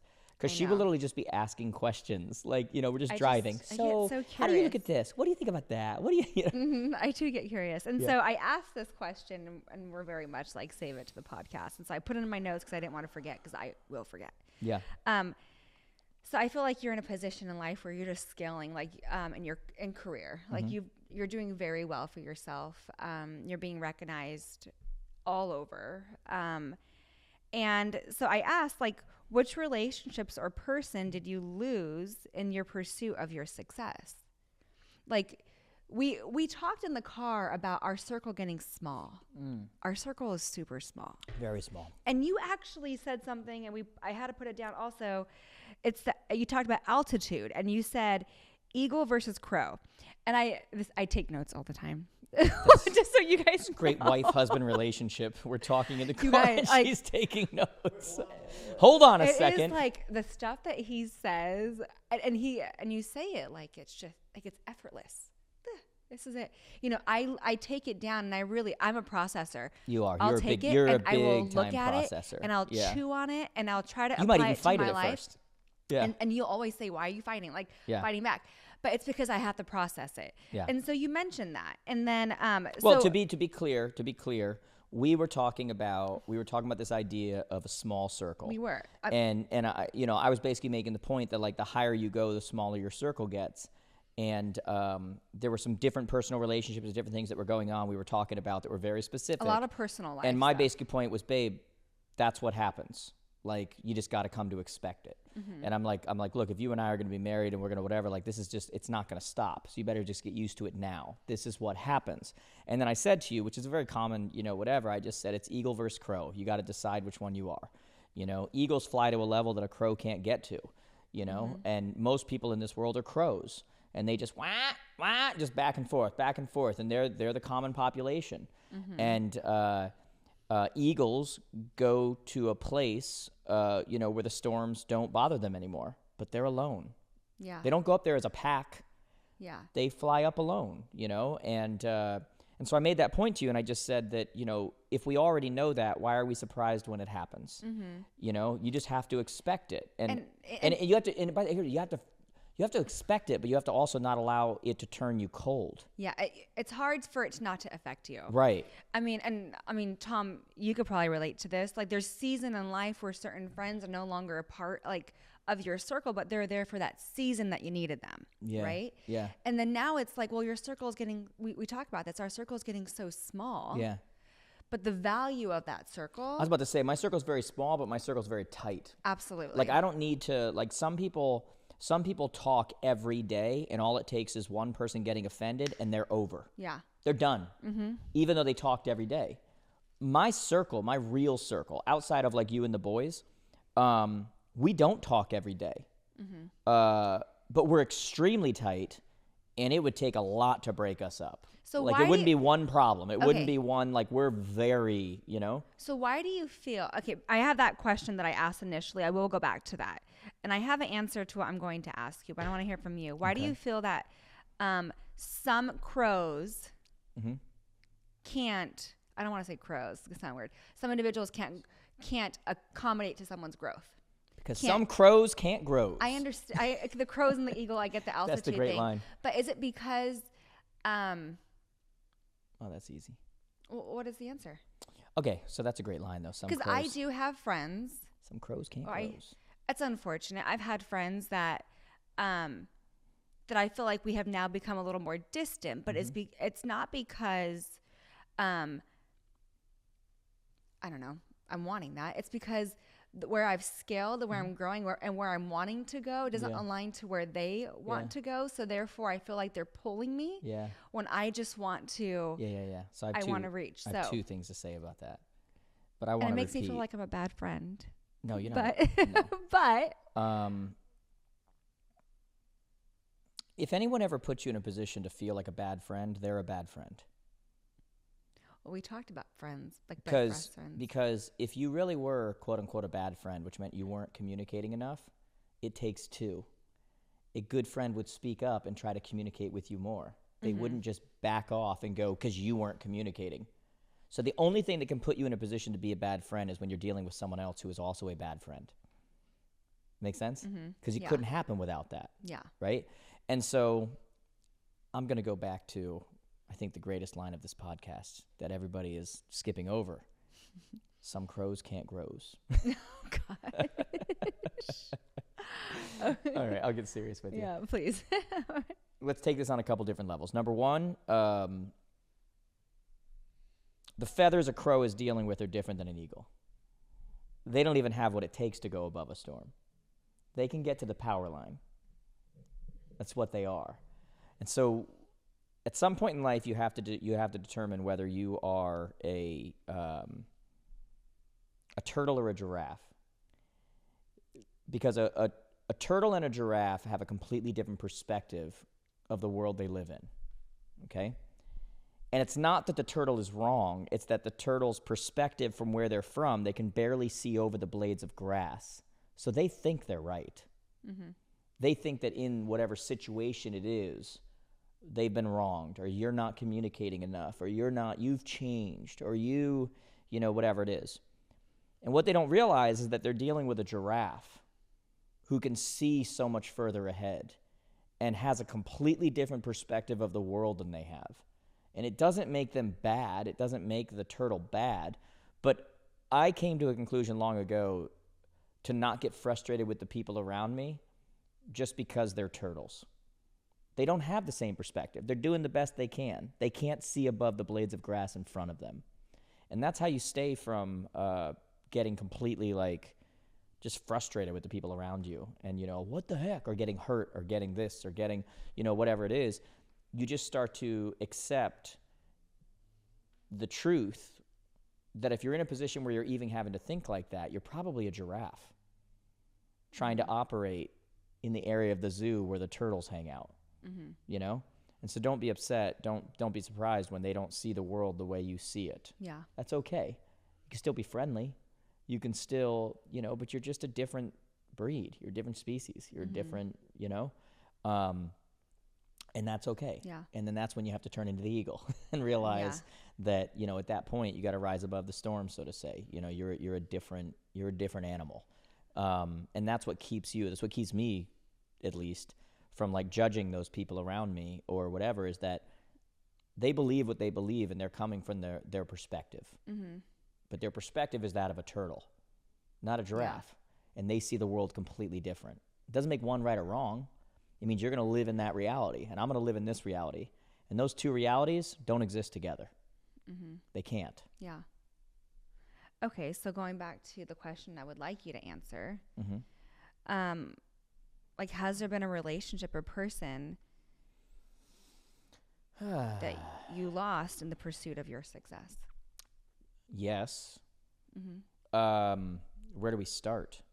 You can go back as far as, this is not what you're asking, but this is where it starts. You got to remember, I graduated high school in 3.5 years. I mean, I got to remember. I don't think anybody knows that. I graduated high school in 3.5 years. I worked full time in high school, like full time. I stopped playing soccer, which was my lifelong love, to work because I had to. And that's why I love going into the games and doing the stuff now, is because it's just like, you know, I think I said to you the other day, like the last time that my older one comes off the field, I mean, I might be a freaking mess. Like I might, because it's just been our whole life. But let's start there. How many relationships did I lose or not have or not whatever right from high school? Because I did not invest in those in my pursuit of success. I invested in my future. So do you feel like that because of your upbringing, you're a little more forced to yes, of course. Okay, so it wasn't necessarily, obviously it was a choice, but it was more something that like you had to like step into early. Sure. I mean, I had to be very self-sufficient. You know, I didn't have a situation like my kids now where they can stop and put gas in the car and stop and, you know, even have a car. And, you know, I had to pay for my car. I had to, you know. So, of course, yeah. So right off the bat, the easy one to answer is I know I gave up relationships there, you know. I used to have friends in high school that would get mad at me. They're like, how come you never hang out? How come you never, you know? Now, fast forward. I don't know how deep I'll go into this, but yeah. Have I lost friendships and, you know, whatever in the pursuit of success? I mean, my God. I mean, I've lost the, you know, some of the deepest personal, you know, the people who are supposed to be closest to you in pursuit of, you know, not even, that sounds bad to say it that way, in pursuit of success. It's not about pursuit of success. It is, God, it's turtle giraffe. It's right back to it. You know, it's not living in the world that others want you to live in that makes them feel better about existing in that world. You know, it's about making decisions that are, you know, about you and your world and the people you care most about, whether that's in business, whether that's personal, whether that's, you know, whatever that is, where, you know, you have to rise up, back to the eagle crow. You got to rise above the storm of where they're comfortable living. They're used to being rained on and calling it normal. And because of the perspective of the giraffe, I know what's above. And it's like, you know, you have to carry yourself to a level where it's, some people just won't go there with you. And you have to wish them no ill harm. You wish them no, you know, whatever. But man, I've lost, I mean, you know, like I've lost relationships with the people who you're supposed to be closest to, you know, which is very unfortunate. But you also know me. I don't sit around and, you know, worry about it. I kind of, okay, get that, got that. You know, I mean, I went through a divorce, which cut off a ton of relationships. You know, nobody talks about that. You know, most people, when you go through a divorce, first off, everybody always thinks about the relationship to the person, those two people.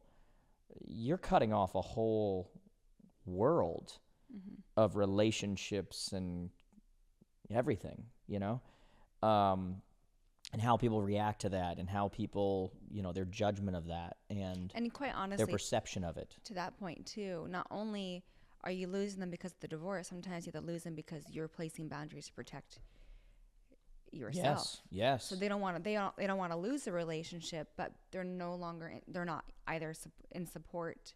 Their judgment of the situation based on their perception of the situation. That, I think that's a little even more difficult. Yeah. Like to add, like when you're peeling back onions, it's harder. Yeah. Because now you need to put a boundary to protect. The boundary's for you not to cross. Yeah. It's not for them. The boundary's for you. Isn't it crazy? Like, and I think you've experienced this as well, and I think so many people watching right now will know what I'm talking about. We all live on some level a little version of Truman's World. What's it called? It's called Truman's World? Yeah. Truman Show. Yeah. You don't realize how accepting of you everyone or so many people are, because you're living in their version of what you are supposed to be living until you try to leave that dome or whatever that world was on the Truman Show. Yeah. That thing was so accurate, and it was so metaphoric to the realities of life. Many of you that are watching this right now or listening to this right now, you think you live a very happy and accepted life, surrounded by people who love you and surrounded by whatever. And because you've never tried to leave the dome, you don't realize how many people in your world accept you conditionally. And you think you're so loved and you're so accepted and you're so this and you're so whatever. And what you don't realize is you're so loved, accepted, and everything else because you're living their version of what you are supposed to be doing. And the moment you step outside of that dome, you realize just how conditional the love so many people around you is and was. And you find that in relationship, you find that going through a divorce, you find that when you talk about, you know, pursuit of success. I found that with business stuff, without a doubt. I found that with even just my own success when I started growing. I found from so many people who now would get jealous and would get, you know, it's so funny because like the very thing that connects you to so many people disconnects you from other people. So one of my I don't know what the word is. I don't know if we call it great strengths or great whatever, is that through all of this stuff, through all of whatever, I haven't really changed. I mean, I've changed in the sense you always grow, you always change, you always, you know, whatever. But I'm essentially the same person. Like I'm still the guy who's going to get together with you, joke around with you, have fun with you, do whatever, like you know, whatever. And it's like that thing is what will connect you to so many people who don't know you, and it connects them to you, and they're like, I love that guy. Like that's the same dude. Like, you know, when someone runs for president, they're like, I'd love to have a beer with him or her, you know, whatever. And it's like that kind of a thing. That same characteristic is the thing that will create resentment and jealousy in the people around you, because they're like, it's just him. It's the same characteristic that connects you to these people is what disconnects you to the ones who have always known you, because they almost want you to become supernatural in order to deserve what they're not getting. They're not getting the attention. They're not getting the following. They're not getting and so it's funny because the very thing that connects you to one disconnects you from the other. And so you just have to stand in that place and you know, ultimately know who you are and not allow others to define who you are. And then let the chips fall where they may. You know, what happens when you step outside of your dome? You know, who only enjoyed you because you were in a reality show, you know, called The Truman Show. Yeah. And only loved you and accepted you because it was conditional according to what they thought should be. And then who loves the newer, better version that stepped up and went, I'm a freaking giraffe. I see a little bit more here, you know? And I'm not judging you for where you are, but don't judge me for where I am either. And so when you say, have you lost, like there's, like I'm playing in my head, you know, because like there's people, you know, that I could name. Yeah. But for the sake of the podcast, it's just not worth it. It's not worth it. You want to get me personally one-to-one, I'd tell any one of you. That's fine. But for the sake of the podcast, you know that, yes, that's absolutely happened. And then for those that, that's why we say small circle. For those that are in the small circle, we're tighter, you know? And we have this beautiful experience where we get to find out people who actually unconditionally love us, not conditionally. And like I said, most of you don't even know who those people are. I think I told you when I went through the divorce, I gained a new respect for my mother. Yeah. You know, because my mom is the type of personality, the two of us, like we can clash, you know, love her to death, but it's just, it can happen. You know how I am, like personally, like, you know, and when I went through the divorce, you see that mother's love, like literally, like if I went and like built a nuke and dropped it on a country, her response would have been, they must have done something bad to deserve like, that. You They know, deserve that. yeah. It's like, you know, cause he cannot do like whatever it is, you know, and you know, that blind unconditional love was just like at a time when so many people there's rumors and there's, you know, or starting rumors or speculating or whatever, you know, it's night. You find in that moment the ones that you need that are just kind of like, no matter what happens, I'm team JJ. I love you and there's nothing you can do wrong and there's nothing, whether that's blind and dumb and whatever, you need that. Yeah. You know, it's like, cause at a time where you're losing relationships, you're cutting relationships, you're making it a point to act on how people have acted, meaning that when they show you who they are, believe them. And you're like, yeah, we're moving on, you know? And so, you know, you also have to respect that there's people around you that, given certain situations, when you leave the dome, so to say, who do love you unconditionally and who do. And, you know, you just want to surround yourself with more of those types of people. Yeah. Not that you want to be blindly, you know, I can do no wrong, I can do no, you know, whatever. But the idea that you have people around you that can challenge you and ask you questions, but you know that at the end of the day, none of the answers you give create some kind of a, you know, disconnect. It's like, no matter what happens here, no matter what's the answer, we're connected. Yeah. You know, that's different to where, like I said, I don't think many of the people listening to us or watching us right now really understand how many of their relationships are conditional. They really don't. And they think they do, but they don't. You found out. Yeah. It's very surface level. Yeah. And, you know, and those people could be so close to you. It could be your core, your root, Yeah. you know? Because you were operating in the dome. Yeah. You know? And so, but yeah, that's it. Just wanted to ask a little bit of a personal question. That's it. Looks like you're not going any deeper on it either. I'm not going to answer that.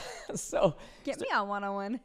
You got me all deep right there, talking about the dome and the Truman Show. I wasn't planning on going into that. Do we have anything to end on a happy note? Let's I mean, see. I think that is happy, just so you know. Like, I think it's good when you find out who those people are. Like, I'm so much happier you now. know, what's interesting is when you're in it, it's like you're in a rut. Like, you feel like that you're so isolated and by yourself. Right, because all the people that you were tethered to are cutting string. And then you realize, no, those are like friends or people that were there for entertainment. Yeah.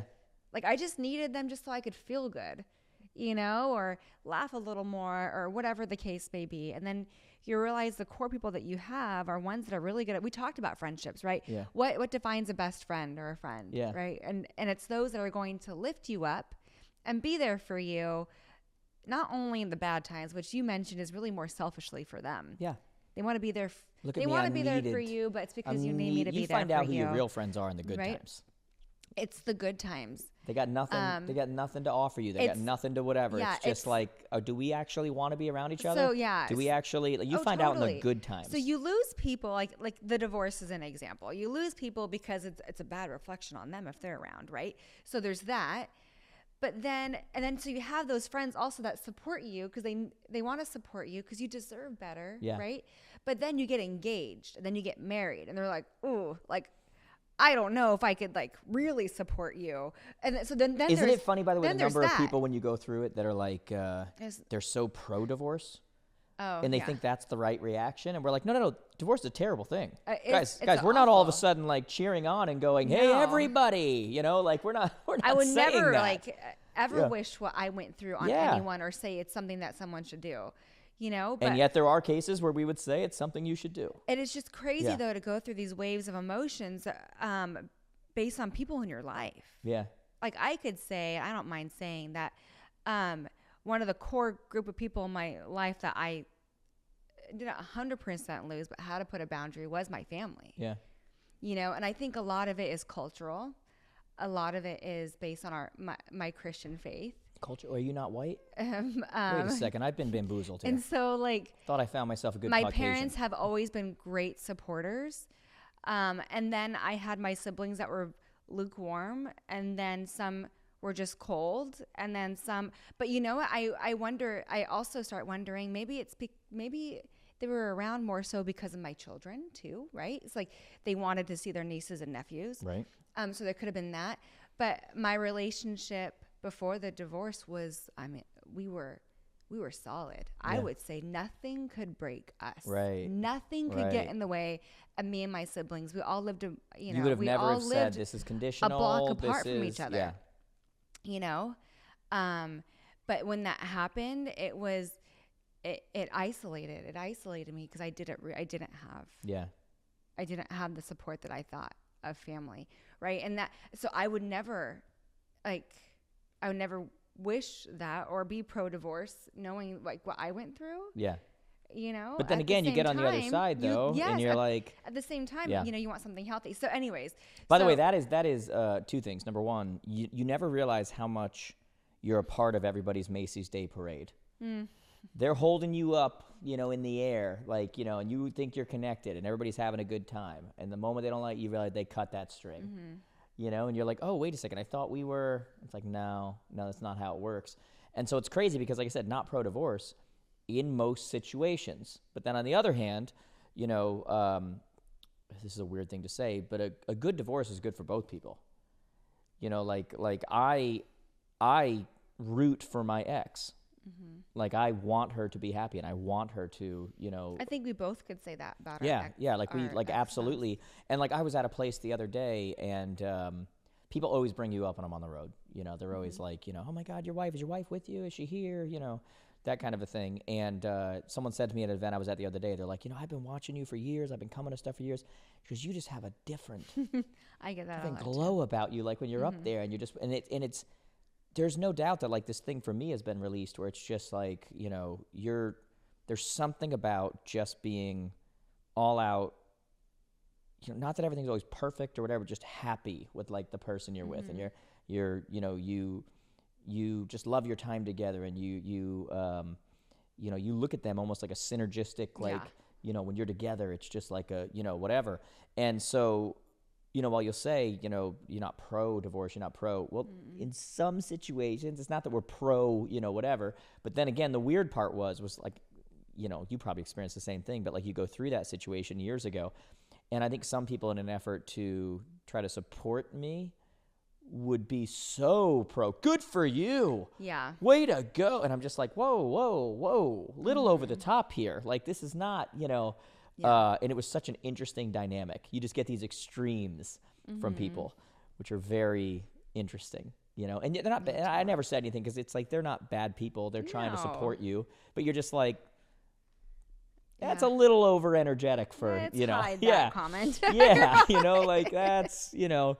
And yet at the same time, there is you know moments we'll look back on in the course of our life and say, you know, I feel like that movie, The Pursuit of Happiness. When he walks out onto the sidewalk at the end, and it's slow motion, and he goes, and this is happiness, and there's the music, and everybody's getting emotional and whatever. And I feel like that was the point in my life where that starts to happen. It's like, okay, you know what? Okay, who's the gentleman that does the karaoke in the car? What's his name? James Corden. Okay, he was on a podcast and he talked about he used a balloon analogy. You might have heard this. I have But not, because he I haven't said- seen any podcast with him. He said that sometimes we hold on to this balloon and we hold on to it for dear life. We do not let it go. And we don't want to let it go because it brings us joy. It brings us community, people, friends, family, you know. But the longer we hold on to it, we know it's just slowly losing its strength to, or Helium. the helium, Yeah. right? And it's just dwindling. And sometimes what we need to do, because the community it's building and people around it, or in this case, the helium in it is not gonna, it's not gonna hold. It's not foundationally strong enough to hold or last long. We just need to let it go and watch it. Just how beautiful. Like, although it might be a sad moment to let go, but just watch it. Yeah. And watch it from a distance and grow into something else. Yeah. Right. And that analogy you talk about, the Macy's parade, his was a little sweeter and softer and more tearful. I guess more tears in the eyes, but like that is true. In things, sometimes we hold on to it for everybody else, you know, to try to enjoy. Right. But the longer we hold on to it, it really becomes something that is really not of value anymore. It doesn't bring us joy anymore. Yeah. We probably should let it go for everyone, not only to grieve the loss of like letting things go, but also watch like it become something like else. And I don't know, in terms of it. So when he was talking about that, it brought me back to your Macy's parade. Yeah. Balloon. Yeah. People, and I mean, the Macy's So, Day works, man. it does. People holding us. It's there. coming up anyways, Thanksgiving, right? Or something. Oh, it is. It is. Well, with that being said, we don't have like a super happy note here, like a super like. Well, Thanksgiving's coming up. There you Thanksgiving's go. coming up. The weather is changing. The colors out here are beautiful. I know, I was wish I could actually show, yeah. I was mentioning to Tom before he got down here, we should do a podcast outside. Outside? Yes. Would that work with the mics? Let's do a on? real fireside chat. An actual fireside chat. Tom said he could set it up. It'd be really cool. We do it at the bar. Or we do it at the fire pit. Whichever. Interesting. I think it'd be fun. You know, the house is beautiful. The podcast space is nice. But outdoors, That could be cool. it's just gorgeous. I could see that. It'd be fun. We'd have to have We could good give it a- topics down there. You know, maybe do some ayahuasca. I mean, we could bring Byron back on and he could have a cigar outside if Do a he little wanted to. ayahuasca. Okay. All right. What do you think there? The man brought over another one of your comrades, right? Adams? I have no idea what we're talking about. Football. Oh, okay. Talking about football. Tom said they're all dead to me. Tom's a big Green Bay fan, and they all moved over to New York. Green Bay East. That's Oh, what he's gosh. saying. I have to keep reminding myself nobody can hear you right now when you're talking. They just hear Oh, yeah. dead air, and then I'm. I know. Yeah. Yeah. Well, the next time you see us might be on a social post. Sean McVay That's and correct. his wife. There we go. I'm, you know, it's Jared And James you and said his wife. a slutty cheerleader outfit. Very much. Yeah. Mm-hmm. Okay. Not happening. So you guys should rate our outfits and see how good we do. Yeah. Rate them and tell us what you're gonna wear. Yeah. By the way, we're not too old to be dressing up, right? You want her to dress up like Matt Stafford? I can give you a couple reasons why not. First of his name is Matthew. It's just I don't know if you know this, but she is not a Matthew. No. But yeah, the Matthew Stafford. Oh, I got you. I don't get it. That's my quarterback. Gotcha. I got you. You get that example, right? That was Terrell Owens from back in the day. Awesome. Oh wow, what's going on here? He's sleepy. Oh, He wants to go play. the little fur ball. All right, guys, that's what we got for you this week. I'll see some of you soon. I'm trying to go to NAR in Boston, depending on my son's soccer schedule. Yeah. We shall see. I'll be in Hawaii depending on soccer schedule. Yeah. we'll see. And then I've got other locations coming up too, but I'll be honest, I don't remember where they are right now. Yeah, you have a lot. So maybe I'll see you. Either way, I'll see you online. We love you guys. We'll see you next time. Bye. Toodles. See ya.